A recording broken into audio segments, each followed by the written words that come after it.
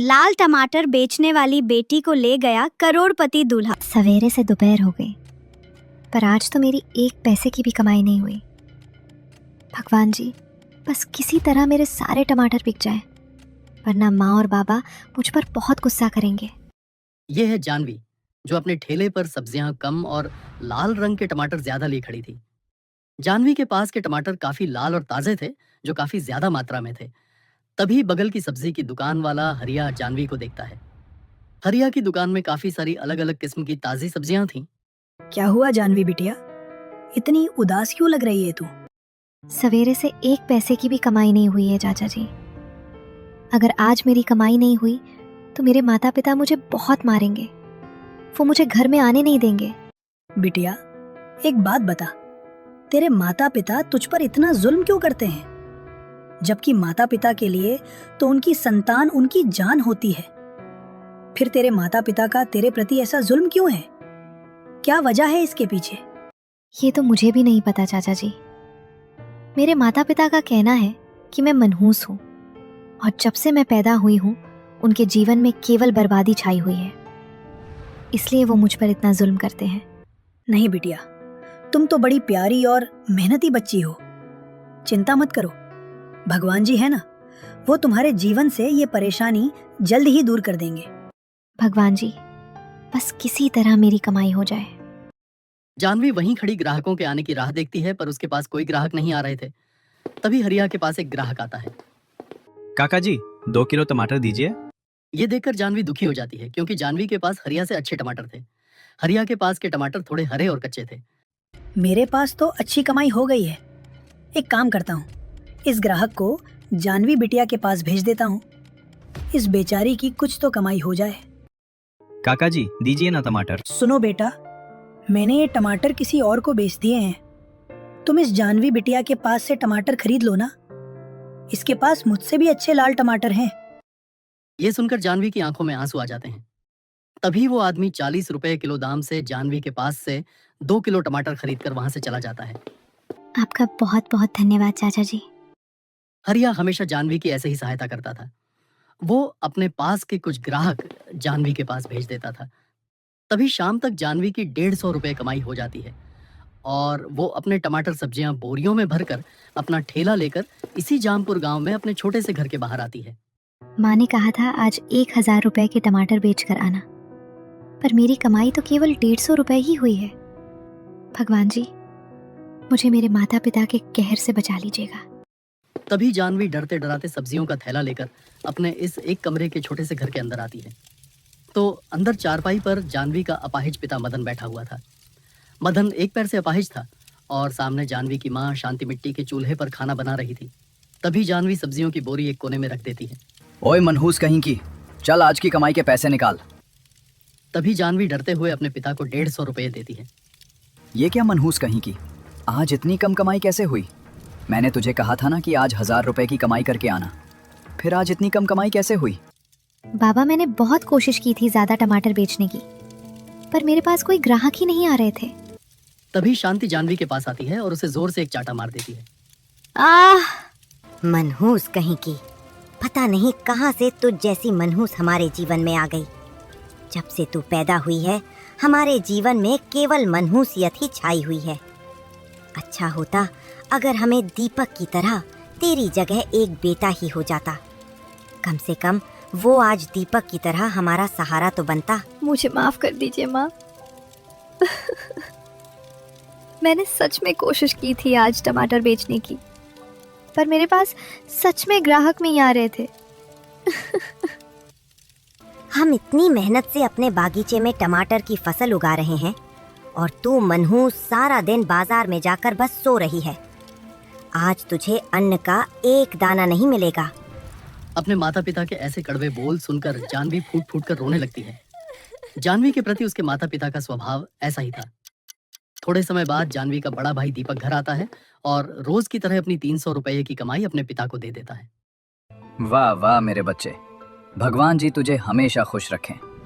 एक तू ही हमारी सच्ची संतान है, वरना ये मनहूस जानवी तो केवल हमें बर्बाद करने पर तुली है। दीपक गांव के एक कारखाने में 300 रुपये रोज की मजदूरी करता है। दीपक और उसके परिवार वाले बड़ी गरीबी में अपना जीवन बिता रहे थे। थोड़े समय बाद जानवी, बागीचे में जाकर फसल को देखा, फसल को कोई हानि तो नहीं पहुंचा रहा है? तभी जानवी अपने घर के पीछे बने अपने छोटे से बागीचे में आती है, जहाँ कई सारी टमाटर की फसल पड़ी हुई थी। भगवान जी, आप तो जानते हो ना कि मैं कितनी ईमानदारी से मेहनत करती हूँ, फिर क्यों मेरे माता पिता मुझे हमेशा गलत समझते हैं? वो क्यों रोज रोज मुझ पर इतना जुल्म करते हैं? अपने माता पिता का ये जुल्म अब नहीं सहा जाता मुझसे भगवान जी। अपनी टूटी किस्मत को याद करके जानवी फूट फूट कर रोने लगती है। थोड़े समय बाद वो घर के अंदर आती है तो घर में दीपक, शांति और मदन ये तीनों सब्जी, रोटी और पुलाव खा रहे थे और जानवी घर के एक कोने में आकर बैठ जाती है।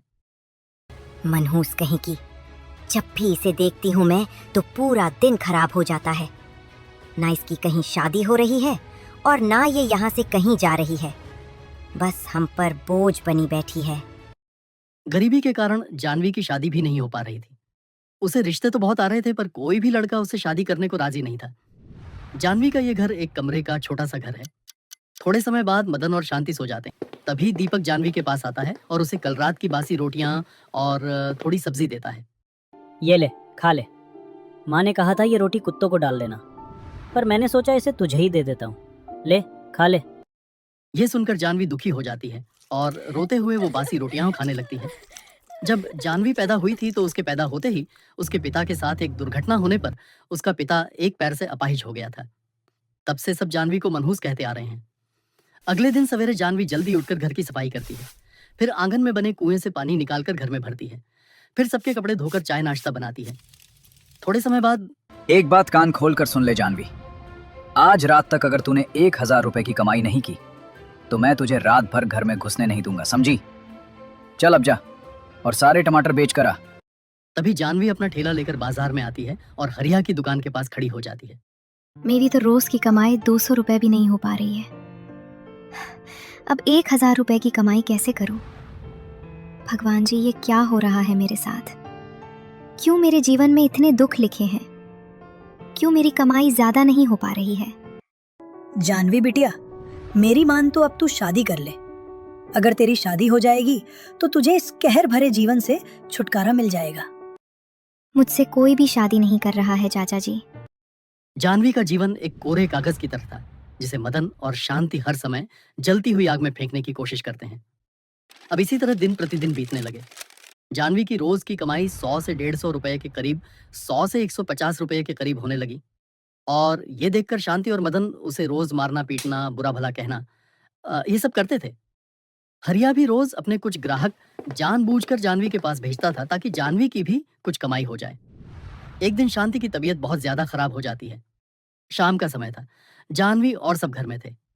माँ की दवाई लाने के लिए तो पैसे ही नहीं है, ऊपर से जानवी भी इतनी कम कमाई कर रही है।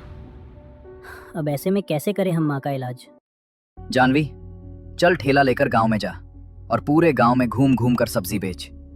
आज से तू दिन के साथ साथ रात में भी सब्जी बेचने का काम करेगी। बाबा, रात में कौन मुझसे सब्जी खरीदेगा? रात में तो गांव में कोई नहीं होता है। ये सब मुझे नहीं पता। कल सवेरे तक मुझे 500 रुपए मिलने चाहिए, वरना मैं तुझे घर में घुसने नहीं दूंगा और अन्न का एक दाना भी नहीं खाने दूंगा। बहुत खिला दिए हमने तुझे मुफ्त का, अब नहीं। चल जा और सब्जी बेच कर आ। यह सुनकर जानवी दुखी हो जाती है। तभी वो ठेले पर कई सारे टमाटर लेकर गांव में आती है और गांव की गलियों में घूमने लगती है। अब रात का समय था, इसलिए पूरे गांव में सन्नाटा छाया हुआ था। यहाँ तो कितना अंधेरा है। भगवान जी, अब क्या करूं मैं? कैसे बेचूं अपने टमाटर? यहाँ तो कोई इंसान नजर ही नहीं आ रहा है। तभी जानवी दूसरे इलाके में आती है तो वहां कुछ जवान लड़के एक स्थान पर बैठे थे। जानवी को देखकर हंस रहे थे। अरे देखो देखो इस पागल को। ये इतनी रात को सब्जी बेचने निकली है। अरे ओ पागल, क्या भूतों को सब्जियां बेचने निकली है क्या तू? सब जानवी का अपमान करके उस पर हंसने लगते हैं। तभी जानवी घबराते हुए आगे चली जाती है। अब इसी तरह रात के 1:30 बज जाते हैं। जानवी सुनसान सड़क पर अकेली अपना ठेला लिए खड़ी थी। कितना अंधेरा और सन्नाटा हो चुका है। भगवान जी, मेरी रक्षा कीजिए। तभी सामने से एक कार आती है। उस कार में एक अमीर लड़का वरुण बैठा हुआ था। तभी वरुण की नजर जानवी पर पड़ती है। ये लड़की कौन है और इतनी रात गए सब्जियां क्यों बेच रही है? तभी वरुण अपनी कार लेकर जानवी के पास आता है। सुनिए, कौन है आप और इतनी रात को ऐसे सब्जी क्यों बेच रहे हो? इस समय तो सब अपने अपने घरों में सो रहे होंगे, तो कौन आपसे सब्जी खरीदेगा? साहब, मैं बहुत परेशान हूँ। क्या आप मुझसे टमाटर खरीदोगे? क्या परेशानी है तुम्हें, बताओ। आप बस मुझसे टमाटर खरीद लीजिए, आपकी बड़ी मेहरबानी होगी। अच्छा ठीक है, मुझे 1 किलो टमाटर दे दीजिए। तभी जानवी वरुण को 1 किलो टमाटर देती है और उसे 40 रुपए लेकर वहां से चली जाती है। आखिर कौन है ये लड़की? इसकी आंखों में मुझे काफी दर्द दिखाई दे रहा था। हो ना हो, इसके जीवन में कोई तो परेशानी जरूर है। वरुण वहां से चला जाता है। अगले दिन सवेरे जानवी बाजार में हरिया की दुकान के पास अपना ठेला लिए खड़ी थी। उसके पास एक आदमी खड़ा था। तभी वरुण अपनी कार में वहां आता है। ये तो वही लड़की है जो कल रात मुझे मिली थी। साहब, आपके 80 रुपए हुए हैं। 40 रुपए किलो के टमाटर हैं। नहीं नहीं, मैं तो 20 रुपए किलो ही लूंगा टमाटर। अगर ये पैसे लेने हैं तो ले, वरना मैं कहीं और से टमाटर खरीद लेता। वैसे भी तेरे पास कोई ग्राहक तो आ नहीं रहे। मैं आया, ऊपर से तू मुझसे बहस कर रही है। ये ले 40 रुपए। वो आदमी जानवी को 40 रुपए देकर वहां से चला जाता है। अगर बाबा को पता चला कि मैंने इतने कम दाम में टमाटर बेचे हैं, तो वो मुझे बहुत मारेंगे। तभी वरुण जानवी के पास आता है। अरे साहब, आप। अच्छा, तो तुम यहाँ सब्जियां बेचती हो? जी साहब। तुम्हारे टमाटर तो काफी ताजे हैं। एक काम करो, मुझे 5 किलो टमाटर दे दो। इतने सारे? साहब, कहीं आप मुझ पर दया खाकर जानबूझकर मुझसे ज्यादा टमाटर तो नहीं ले रहे हो ना? मेरे कारण किसी का नुकसान हो, ये मुझे बिल्कुल पसंद नहीं है। अरे नहीं नहीं, ऐसी बात नहीं है। असल में मेरा परिवार ही इतना बड़ा है कि हमें रोज के इतने ही टमाटर लगते हैं। तभी वरुण जानवी से टमाटर लेकर उसे पैसे देकर वहां से अपनी कार में आकर बैठ जाता है। कुछ ना कुछ तो बात जरूर है इस लड़की में। ये कोई ऐसी परेशानी में फंसी हुई लग रही है जहां से ये चाहकर भी बाहर नहीं आ पा रही।